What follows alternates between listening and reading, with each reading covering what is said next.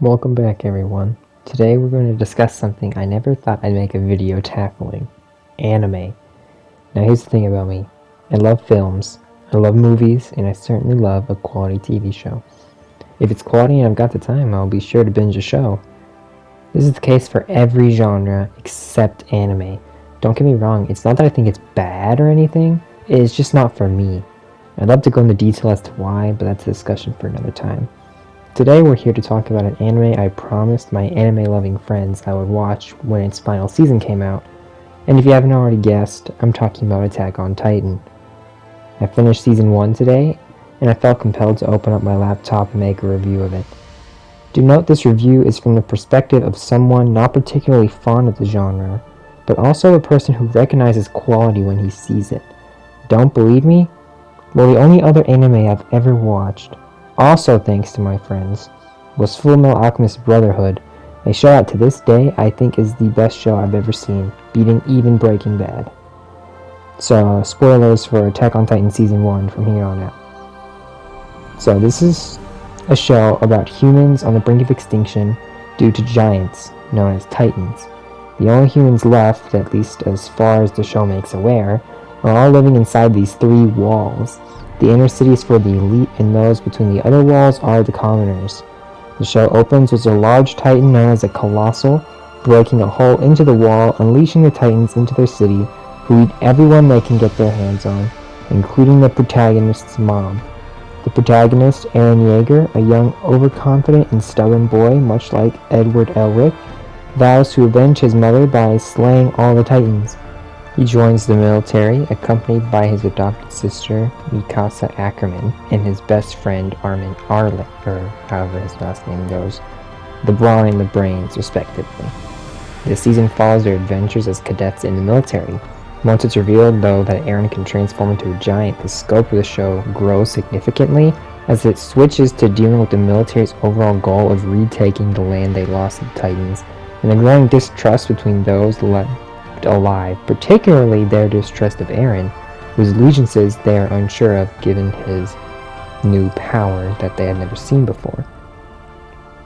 Let me start by saying this show is extremely dark, probably darker than any other show I've seen. This is a world where if you are a mother of a named character, you have a 0% survival rate. This is a show where people are eaten alive while their friends and family look at them in horror.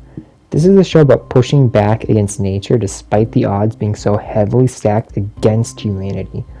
For every step forward the characters take, it feels like they're taking 2 steps back. When there is a victory, there's no celebration. Rather, the survivors are left horrified, unable to understand why they got to live while their comrades perished. This is a show that deals with leading your fellow soldiers to their graves and the shame that follows. This is a show that shows that nature has no mercy, that shows every action, good or bad, has risk. When Eren has to decide whether to fight or trust the scouts, it spends an entire episode fleshing out his reasoning for choosing the latter, only for this decision, which I personally think was the right call, to backfire as he watches in horror as the scouts he chose to trust die horrific deaths trying to defend him. And after these deaths, the soldiers are forced to dump the bodies in order to escape other Titans. When returning home without them, the families of the fallen show up and ask to speak to them. This show is unrelenting in regards to its dark world, something that makes this show stand out from any other I've seen. Even with all that said, the show still found ways to make me laugh. Early on, Potato Girl shenanigans, stealing food, and narrowly escaping death on the field had me cackling, even in the darker episodes. Later on, once Eren joins the scouts, this role falls to the scientist Hanji Zoe. Forgive me if I'm saying that wrong. Certainly, though, one of the funniest characters I've seen on screen for quite some time. Her tale of her experimentations on her 2 titans was hilarious, especially the fact that she named one Bean. It just made me think of Disenchantment on Netflix.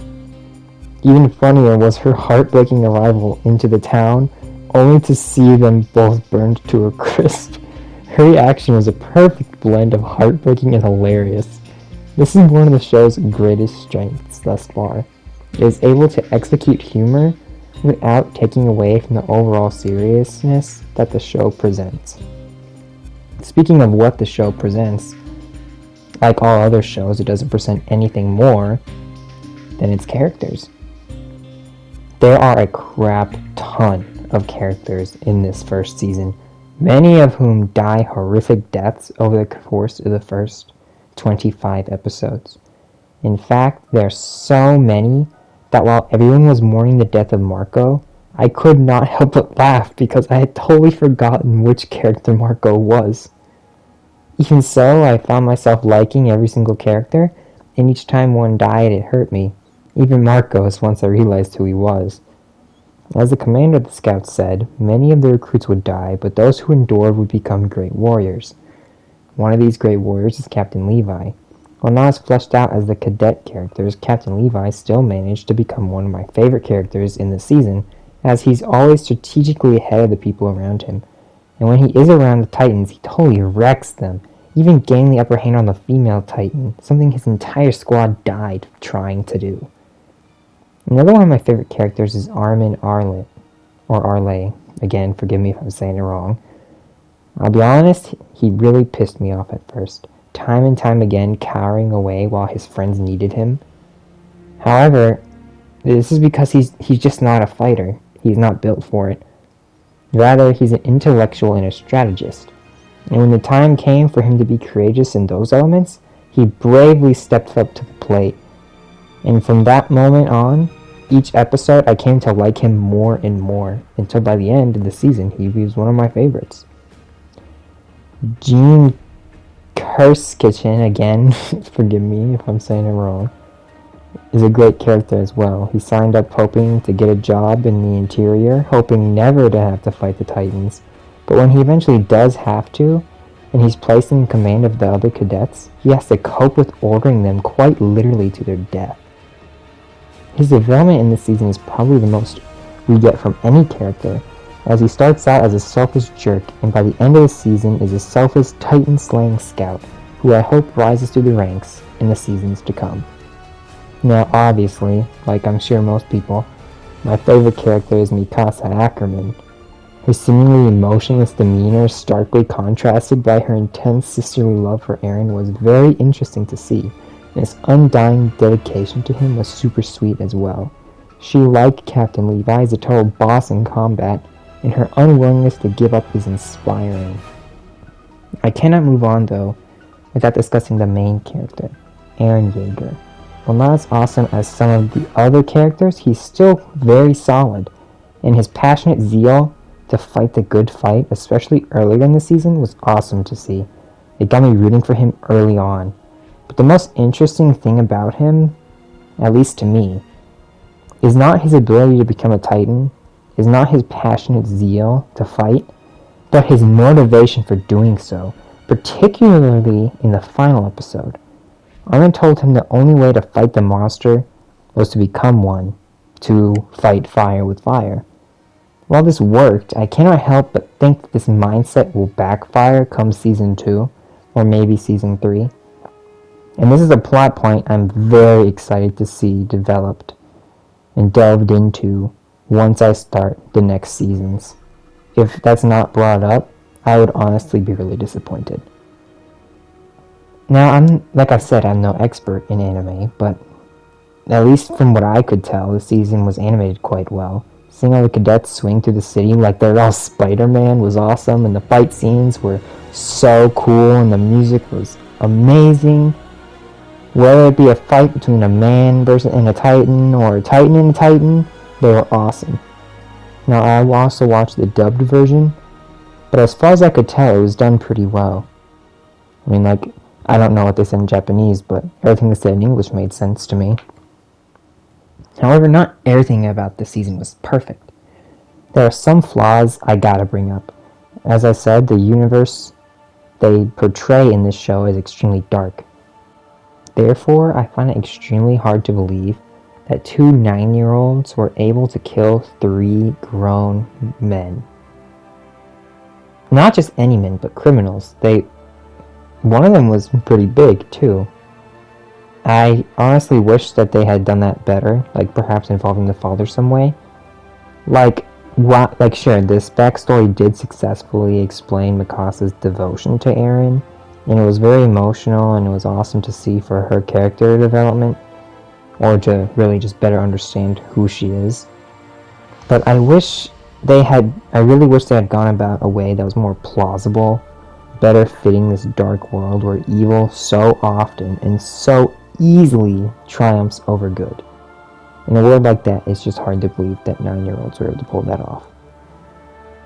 Furthermore, there were times, particularly in the first half of the season, that the pacing just felt off. While the events in each episode were certainly exciting to watch, and I could not help but feel like the battles were being extended simply to contain more episodes in the season. The main gripe I have with the season, though, is the female Titan.